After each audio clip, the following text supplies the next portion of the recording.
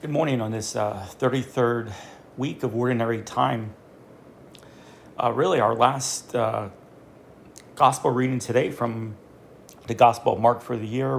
Next week is the Feast of Christ the King to close out Ordinary Time. And that gospel reading is going to come from John. And, I did a study earlier this year on the Gospel of Mark with the parishioners, and studying it and putting the whole study together, I really got a greater appreciation for this gospel. And as I said in the presentation, even the early church fathers kind of overlooked Mark. They preached a lot on Matthew, which is considered to be the great catechism, that gospel.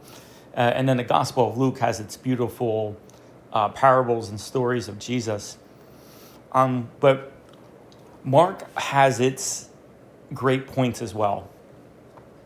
Mark is an action gospel. Mark's moving, and I think kind of picking up on the movements of Jesus in the Gospel of Mark really gives you a greater sense of what Mark's trying to tell us about the person of Jesus and about his mission, and why he's so important for us. And so let's look at, as we kind of conclude the Gospel of Mark, let's look at the recent movements of Jesus. So, as I said, about maybe a month and a half ago, we transitioned from Jesus' journey towards Jerusalem into Jesus' entrance into Jerusalem. Okay, so the last couple of weeks of our Gospels dealt with Jesus and his ministry in Jerusalem. Okay, Jesus had to go to Jerusalem. As he told the apostles, he had to go to Jerusalem to be handed over, to suffer, to die, but in 3 days to rise. Like, that was the purpose of Jerusalem. An important component of that is Jesus' visits to the temple. And really, today, the temple is absolutely essential for today's gospel reading. And I'll explain why in just a second. But you remember, Jesus moves into Jerusalem. You have the Palm Sunday event where he rides on a donkey and the people are waving palm branches. Hosanna, Son of David. Blessed is he who comes in the name of the Lord. That's how Jesus enters. Because these large crowds, they know who they are. They're all there for the Passover. And Jesus' fame and popularity really gained. Okay. The next thing he does is he enters the temple. Okay, that's the next movement. And as he enters the temple, what does he do? He cleanses it, right? He throws out the money changers, the animals, and says, stop making my Father's house a den of thieves. Jesus is very disturbed about what's happening inside the temple, and that's going to be key. Okay, that's going to be key to understand today's gospel passage. Then, from that incident, Jesus gets into confrontations with the Pharisees, the Sadducees, the scribes. They're all trying to trick Jesus. They're presenting him with riddles and impossible scenarios where Jesus can come out looking good. Well, of course, he still does anyways. Dealing with paying taxes to Caesar, dealing with the resurrection of the dead, all those sort of things as a way to try to discredit Jesus as a teacher and as a prophet. Last week's gospel, Jesus returns to the temple. And this time, again, still very unimpressed with what's happening inside the temple. This time it deals with the contributions to the temple's treasury fund. And the only thing that Jesus is excited about is this little widow who gives 2 small coins. Why? Because she gives her whole livelihood. She gives her whole faith over to God, which is what Jesus is looking for inside the temple, right? But he doesn't get it. He only gets it from this little widow. That's it. And so now today's gospel, we move outside of the temple. Jesus moves out of the temple 400 yards east to the Mount of Olives. So right there in that movement is very significant because it's making an allusion back to Ezekiel. When you had the first temple in all its glory there, Ezekiel, again, because of the corruption that was happening, not only in the whole nation and the kingdom, but especially in the temple, Ezekiel sees all the corruption. What does he see next? He sees the glory cloud, the glory of the Lord leave the temple and move east. And that's exactly what is happening here in today's gospel. The glory, this time in the incarnate person of Jesus Christ, the glory of God moving out of the temple and towards east, towards the Mount of Olives, where Jesus is speaking today's gospel passage. And so you have a similar instance between the first temple and the second temple where the glory of God leaves eastward.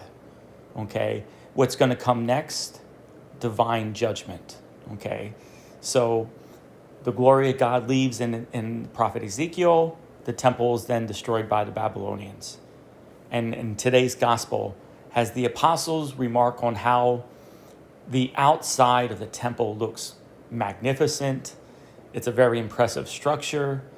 Again, the apostles point out to Jesus how great it looks.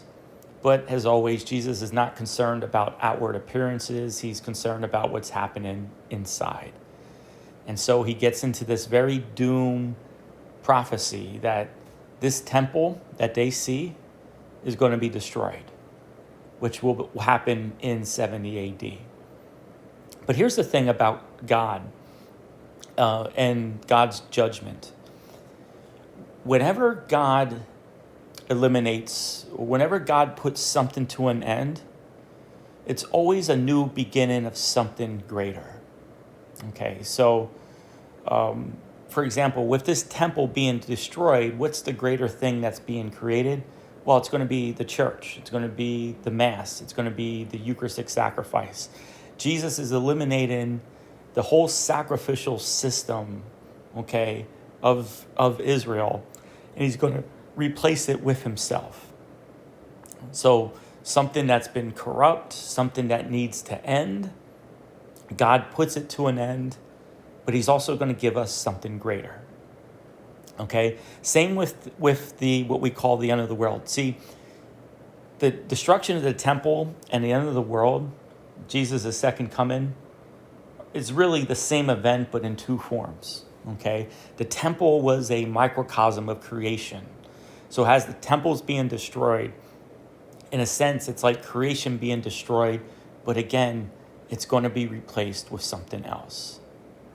And then finally, we ourselves, as St. Paul says, our bodies are temples of the Holy Spirit, okay? All right, and don't take that image lightly. It's a very powerful image.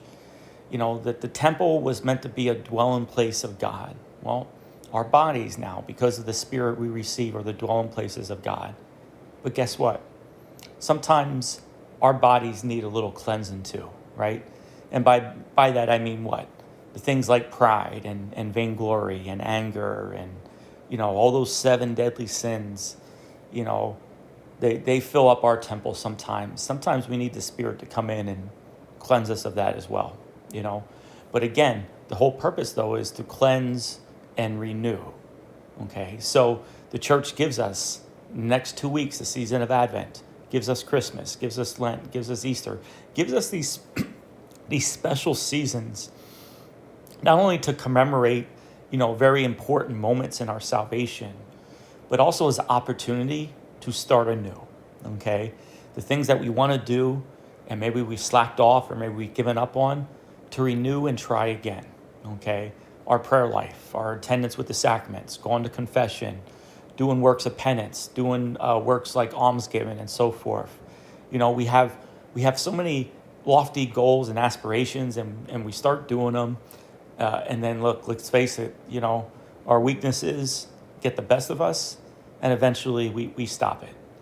The opportunity right here, right now, to renew, because again, with God, God's not just about destruction.